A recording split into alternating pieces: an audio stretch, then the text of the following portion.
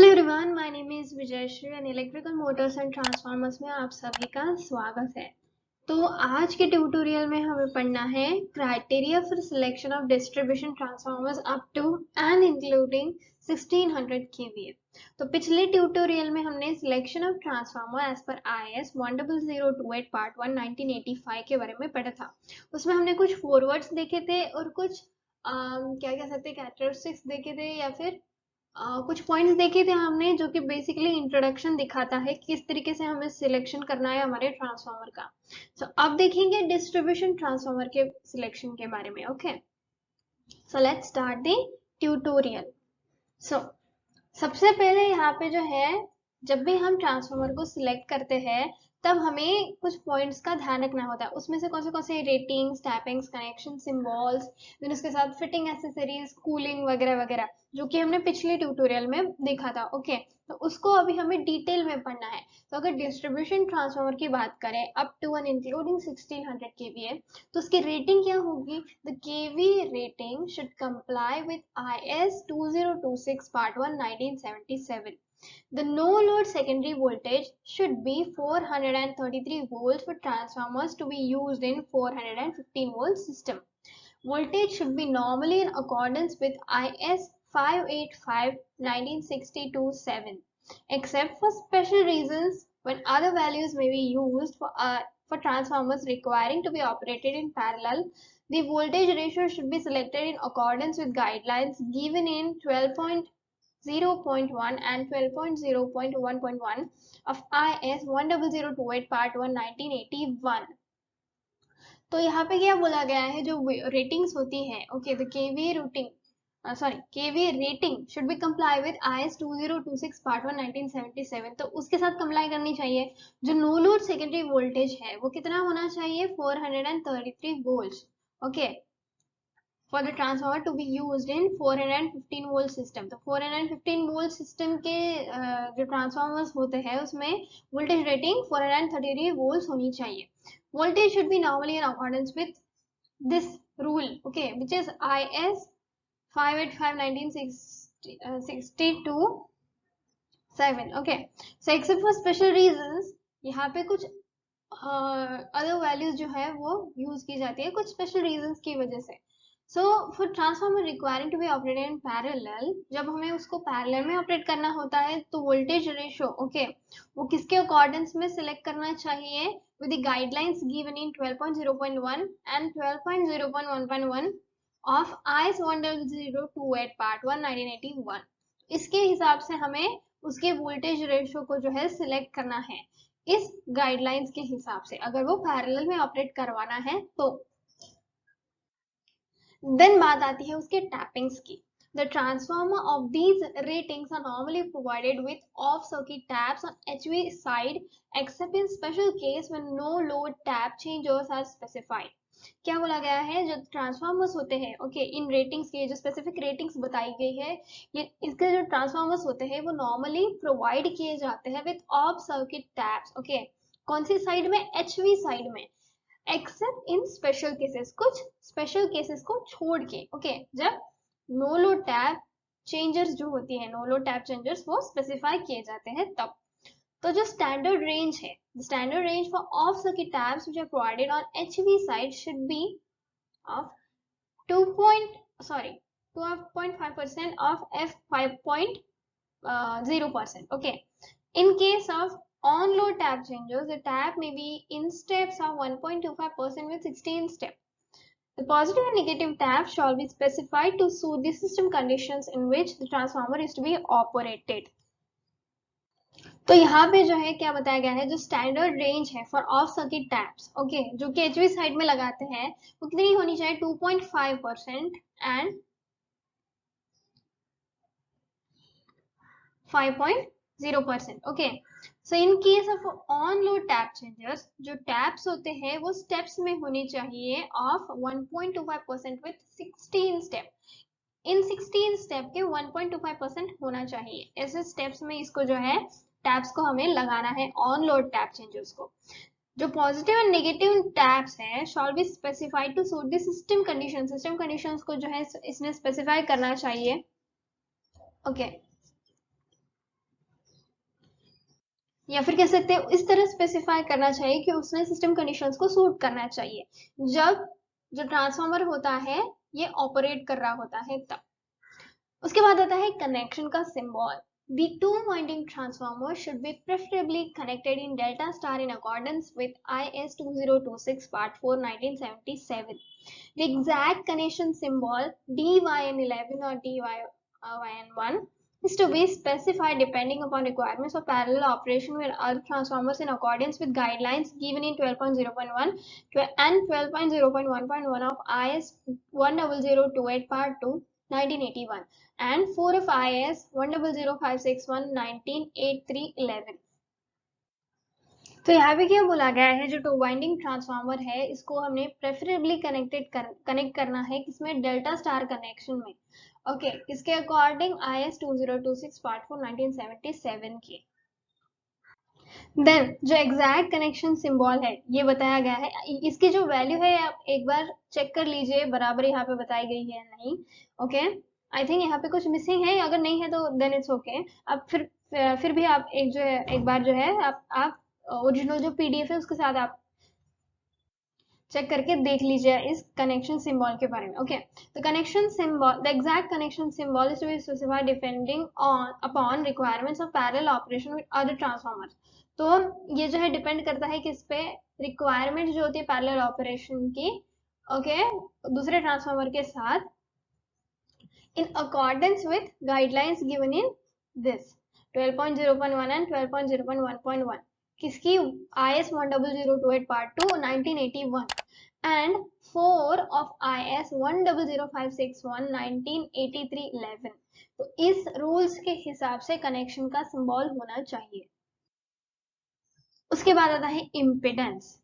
Impedance means consideration shall be given in the selection of impedance for the standard available rating of the switchgear on the secondary side and associated voltage drop। तो consideration किसके हिसाब से होनी चाहिए, जो impedance है, okay, उसके selection का, जो कि स्टैंडर्ड अवेलेबल रेटिंग है किसकी, switch gear and on the secondary side and associated voltage drop. तो इन दोनों के हिसाब से हमारा इम्पिडेंस का सिलेक्शन होना चाहिए। हाउएवर जो इम्पिडेंस की जो वैल्यूज होती है ये पॉसिबल होती है कब तक, कहाँ तक, कंफर्म करे जब तक, कंफर्म टू दो स्पेसिफाइड इन टेबल, जो कि स्पेसिफाई कराई गई है इस टेबल में, टेबल 3 ऑफ IS 2026 पार्ट 1 1977 में। So जो ट्रांसफार्मर्स होते हैं requiring to be operated in parallel, okay, the percentage impedance कितना होना चाहिए, should be selected in accordance with guidelines given in 12.0.1 and 12.0.1.1 of IS 10028 part 1 1981-7। Okay, उसके बाद ये तो हो गया हमारा इम्पिडेंस। अगर टर्मिनेशन अरेंजमेंट की बात करें तो जो HV side and LV side terminals में भी बेयर आउटडोर बुशिंग्स, ओके, तो ये जो HV एंड LV टर्मिनल्स है ये, तो यहाँ पे क्या बोला गया है, जो HV एंड LV टर्मिनल्स होते हैं आउटडोर बुशिंग्स के, ओके, वो बेयर होने चाहिए, यानी कि कवर्ड नहीं होने चाहिए। ओके, केबल बॉक्सेस और बस ट्रंकिंग डिपेंड करनी चाहिए depending upon the method of the installation. तो इसके इंस्टॉलेशन के हिसाब से केबल बॉक्सेस एंड बस ट्रंकिंग लगानी चाहिए।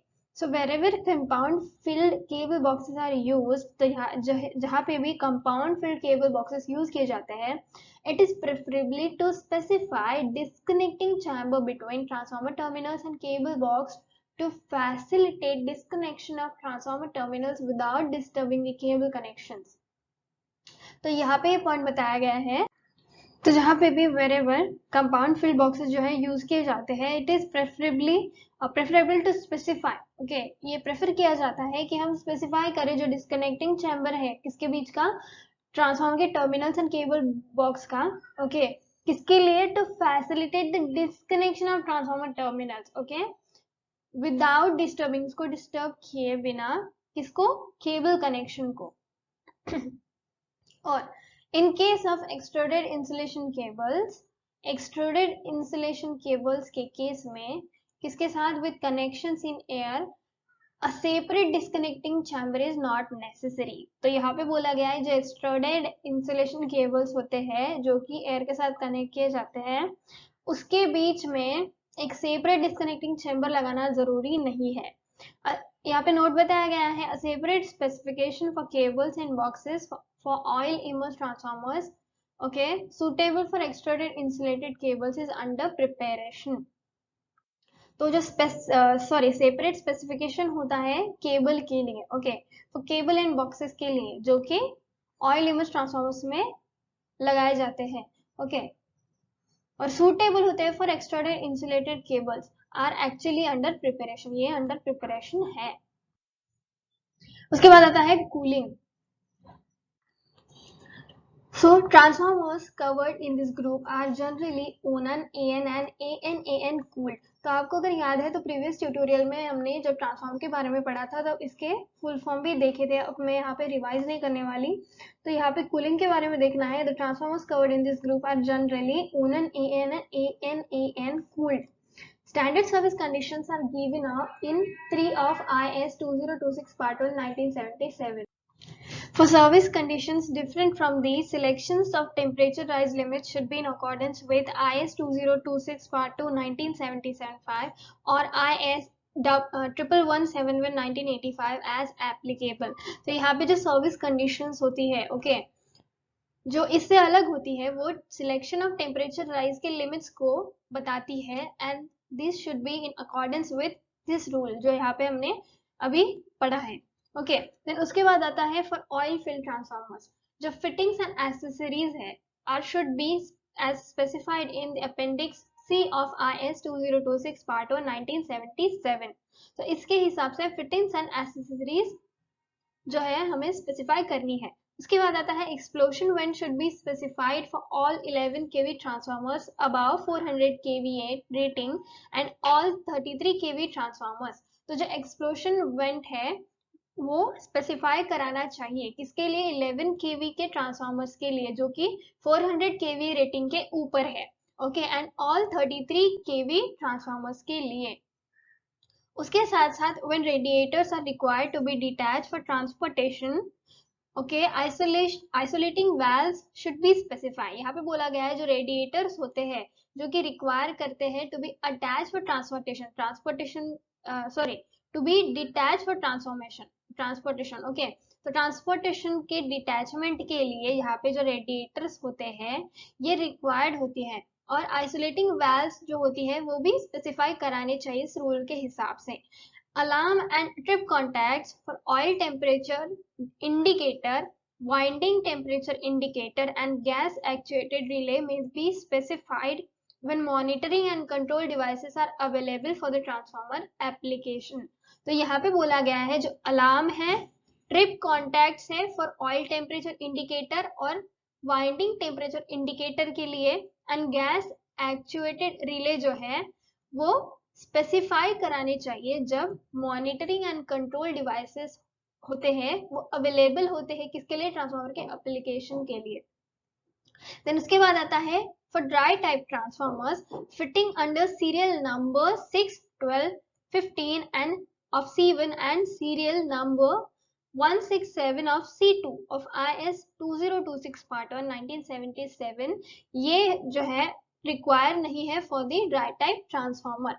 तो ये कुछ पॉइंट्स थे जो हमने ड्राई टाइप ट्रांसफार्मर के बारे में देखे कि इनमें जो वैल्यू बताई गई है या फिर इनमें जो इंफॉर्मेशन बताई गई है ये ड्राई टाइप ट्रांसफार्मर के लिए नेसेसरी या फिर रिक्वायर्ड नहीं है। तो यहाँ पे हमारा ट्यूटोरियल जो है वो खत्म होता है।